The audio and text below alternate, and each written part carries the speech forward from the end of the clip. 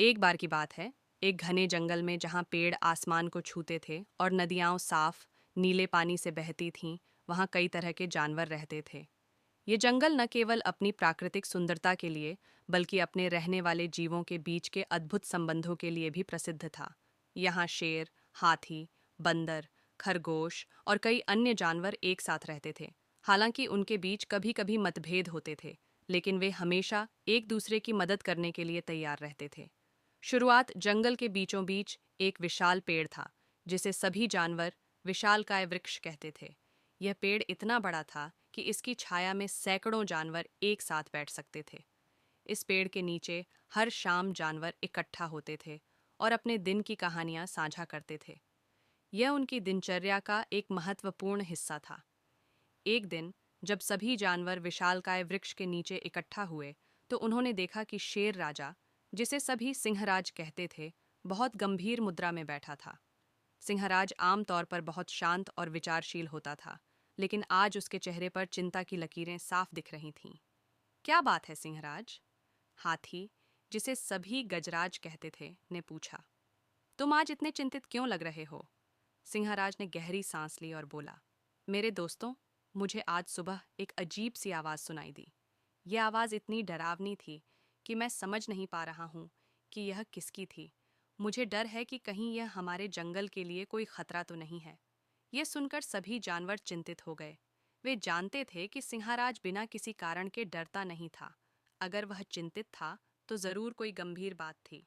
हमें इस बारे में और जानकारी इकट्ठा करनी चाहिए, खरगोश, जिसे सभी लम्कान कहते थे, ने सुझाव दिया। शायद हमें जंगल के अलग अलग हिस्सों में जाकर देखना चाहिए कि क्या कोई असामान्य गतिविधि हो रही है। सभी जानवर इस सुझाव से सहमत हो गए। उन्होंने तय किया कि वे अगले दिन सुबह जंगल के अलग अलग हिस्सों में जाएंगे और जानकारी इकट्ठा करेंगे। खोज शुरू होती है अगले दिन सुबह। सभी जानवरों ने अपनी अपनी टोलियां बनाई और जंगल के अलग अलग हिस्सों में जाने के लिए तैयार हो गए। सिंहराज और गजराज उत्तर की ओर गए, जबकि लंबकान और बंदर, जिसे सभी वानर राज कहते थे, दक्षिण की ओर चले। अन्य जानवरों ने पूर्व और पश्चिम की ओर जाने का फैसला किया। सिंहराज और गजराज जंगल के उत्तरी हिस्से में गहराई तक चले गए। यह हिस्सा बहुत घना था और यहाँ बहुत कम जानवर रहते थे। वे धीरे धीरे आगे बढ़ रहे थे जब अचानक सिंहराज ने एक अजीब सी आवाज़ सुनी। यह आवाज़ एक गुफा से आ रही थी, जो पेड़ों के पीछे छिपी हुई थी। यही वह आवाज़ है जो मैंने कल सुनी थी, सिंहराज ने फुसफुसाते हुए कहा। गजराज ने सिर हिलाया और दोनों गुफा के पास पहुंच गए। गुफा के अंदर अंधेरा था, लेकिन वे आवाज़ को साफ सुन सकते थे। यह एक कराहने की आवाज़ थी, जैसे कि कोई जानवर दर्द में हो।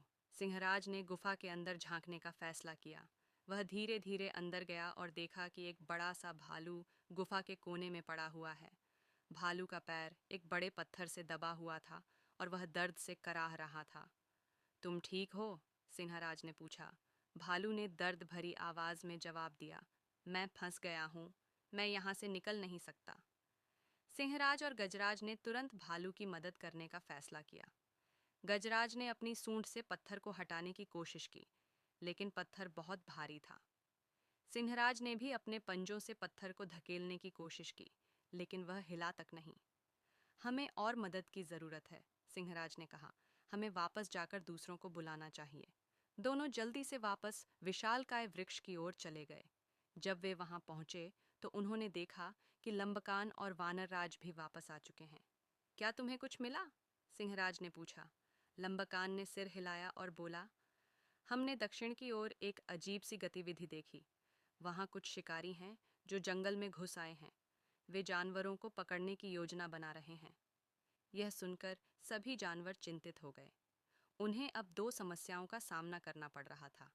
एक तरफ फंसे हुए भालू की मदद करनी थी और दूसरी तरफ शिकारियों से जंगल को बचाना था। हमें दोनों समस्याओं का समाधान ढूंढना होगा, सिंहराज ने कहा। पहले हम भालू की मदद करेंगे, फिर हम शिकारियों से निपटेंगे। सभी जानवर सहमत हो गए और वे गुफा की ओर चल पड़े। जब वे वहां पहुंचे, तो उन्होंने देखा कि भालू अभी भी दर्द में है।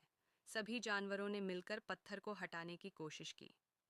हाथी ने अपनी सूंड से पत्थर को धकेला, शेर ने अपने पंजों से उसे उठाने की कोशिश की और बंदर ने पत्थर के नीचे लकड़ी की छड़ें लगाकर उसे हिलाने की कोशिश की।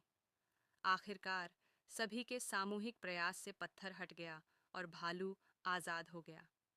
भालू ने सभी को धन्यवाद दिया और बोला, तुम लोगों ने मेरी जान बचाई है, मैं तुम्हारा एहसान कभी नहीं भूलूंगा। सिंहराज ने मुस्कुराते हुए कहा, यह हमारा कर्तव्य था, अब हमें शिकारियों से निपटना है। शिकारियों का सामना सभी जानवरों ने मिलकर एक योजना बनाई।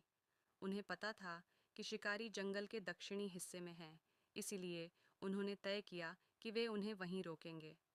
लंबकान ने सुझाव दिया, हमें उन्हें डराने की ज़रूरत है।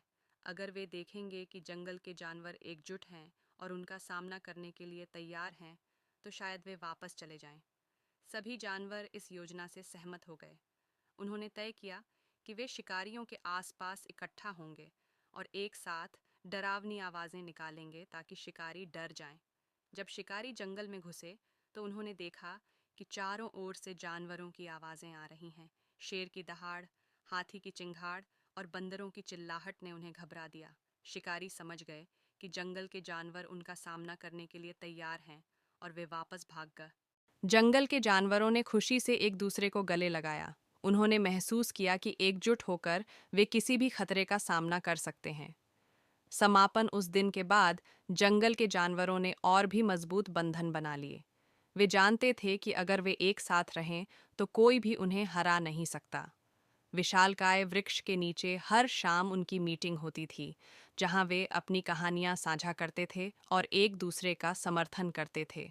और इस तरह जंगल के जानवरों ने न केवल अपने घर को बचाया, बल्कि उन्होंने यह भी सीखा कि एकता और सहयोग से किसी भी मुश्किल का सामना किया जा सकता है।